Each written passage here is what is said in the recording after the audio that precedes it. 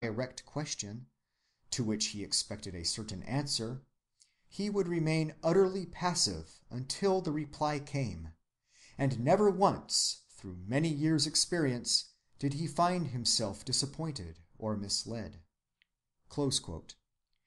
Wherein, I should like to know, does this intrinsically differ from the practice of recollection, which plays so great a part in Catholic discipline, otherwise called the practice of the presence of God, and so known among ourselves, as for instance in Jeremy Taylor? It is thus defined by the eminent teacher Alvarez de Paz in his work on contemplation.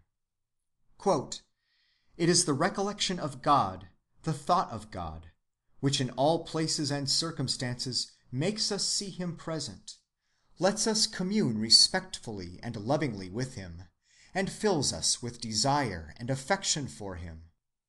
Would you escape from every ill? Never lose this recollection of God, neither in prosperity nor in adversity, nor on any occasion whichsoever it be.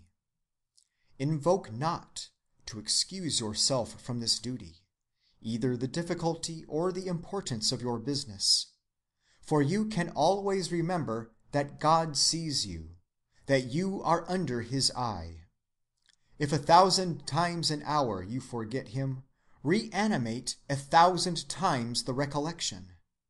If you cannot practice this exercise continually, at least make yourself as familiar with it as possible, and, like unto those who in a rigorous winter draw near the fire as often as they can, go as often as you can to that ardent fire which will warm your soul." All the external associations of the Catholic discipline are of course unlike anything in mind-cure thought, but the purely spiritual part of the exercise is identical in both communions, and in both communions those who urge it write with authority, for they have evidently experienced in their own persons what whereof they tell. Compare again some mind-cure utterances. Quote, "High, healthful, pure thinking can be encouraged, promoted, and strengthened. Its current can be turned upon grand ideals until it forms a habit and wears a channel. By means of such discipline, the mental horizon can be flooded with the sunshine of beauty, wholeness, and harmony. To inaugurate pure and lofty thinking may at first seem difficult, even almost mechanical, but perseverance will at length render it easy, then pleasant, and finally delightful. The soul's real world is that which it has built of its thoughts, mental states, and imaginations. If we will, we can turn our backs upon the lower and sensuous plane, and lift ourselves into the realm of the spiritual and real, and there gain a residence. The assumption of states of expectancy and receptivity will attract spiritual sunshine, and it will flow in as naturally as air inclines to a vacuum. Whenever the thought is not occupied with one's daily duty or profession, it should be sent aloft into the spiritual atmosphere. There are quiet leisure moments by day, and wakeful hours at night, when this wholesome and delightful exercise may be engaged in to great advantage.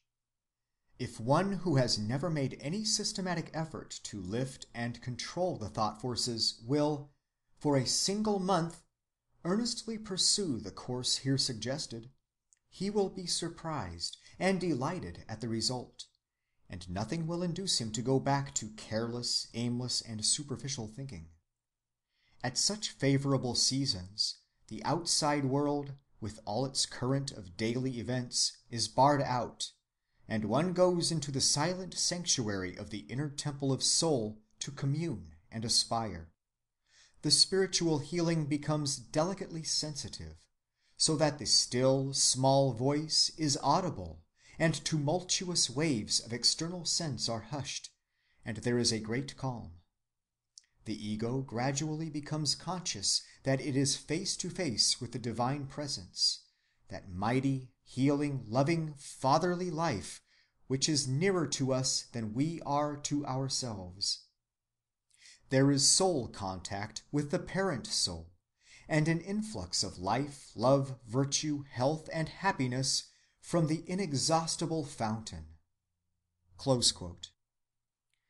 When we reach the subject of mysticism, you will undergo so deep an immersion into these exalted states of consciousness as to be wet all over, if I may so express myself, and the cold shiver of doubt with which this little sprinkling may affect you will have long since passed away. Doubt, I mean, as to whether all such writing be not mere abstract talk and rhetoric set down pour encourager les autres. You will then be convinced, I trust, that these states of consciousness of union form a perfectly definite class of experiences, of which the soul may occasionally partake, and which certain persons may live by in a deeper sense than they live by anything else with which they have acquaintance. This brings me to a general philosophical reflection with which I should like to pass from the subject of healthy-mindedness and close a topic which I fear is already only too long drawn out.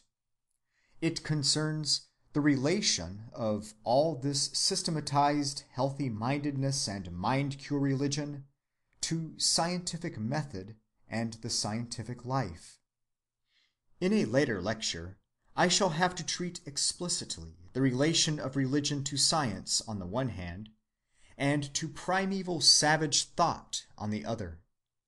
There are plenty of persons today, scientists or positivists, as they are fond of calling themselves, who will tell you that religious thought is a mere survival, an atavistic reversion to a type of consciousness which humanity in its more enlightened examples has long since left behind and outgrown. If you ask them to explain themselves more fully, they will probably say that for primitive thought everything is conceived of under the form of personality. The savage thinks that things operate by personal forces, and for the sake of individual ends. For him, even external nature obeys individual needs and claims, just as if these were so many elementary powers. Now science, on the other hand, these positivists say, has proved that personality, so far from being an elementary force in nature, is but a passive resultant of the really elementary forces, physical, chemical, physiological, and psychophysical, which are all impersonal and general in character. Nothing individual accomplishes anything in the universe save in so far as it obeys and exemplifies some universal law. Should you then inquire of them by what means science has thus supplanted primitive thought and discredited its personal way of looking at things, they would undoubtedly say it has been by the strict use of the method of experimental verification.